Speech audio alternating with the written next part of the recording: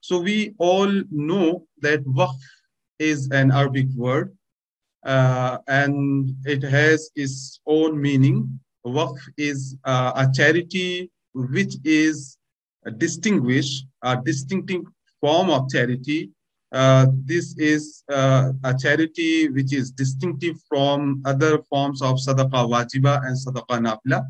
So among the sadaqah wajiba, we know that zakah is there, sadaqatul fitr is there, ushur is there, and for zakat, which is sadaqah wajiba, uh, there are nominated beneficiaries who can be benefited from zakat. And the beneficiaries, the heads of beneficiaries, are already given in the Quran. In the verse, أعوذ بالله من الشيطان الرجيم إنما الصدقات للفقراء والمساكين والعاملين عليها والمؤلفة قلوب وفي الرقاب والغارمين وفي سبيل الله وابن السبيل. So these 8 categories to whom the zakat benefits can be allocated. So zakat is obligatory charity and is distinctive. Then we have other forms of sadaqah, sadaqatul fitr, which is also sadaqah wajiba, obligatory charity. And then other form of sadaqah is general sadaqah nafila, in which the donor gives the subject matter as a sadaqah, and that subject matter is owned by the beneficiary. Now the donor has given that sadaqah, and the beneficiary has become the owner of that sadaqah.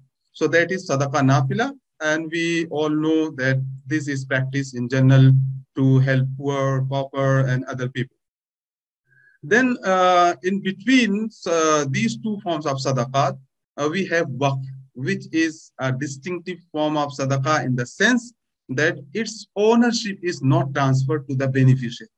So the term waqf is actually mentioned in jurisprudential literature. So in the Quranic text, we don't find the term waqf. Similarly, in the hadith, the sunnah of the Prophet ﷺ, traditions of the Prophet, we don't find the mentioning of the word waqf. We have in general the term habs, which implies waqf. But this term is also known as sadaqah jariyah, which is a continuous sadaqah, continuous charity.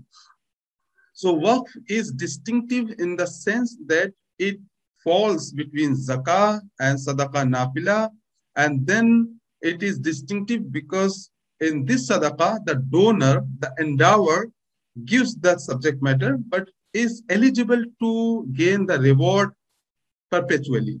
So this is sadaqah jariyah, and from where this sadaqah jariyah relevance comes in, this comes from the prophetic hadith. Although in Quran we have many verses which endorse, which instruct, or which promote charitable spending, but the explicit text which implies a waqf is in the prophetic hadith. So this hadith, which is now on the screen, is very famous in terms of the waqf and its relevance.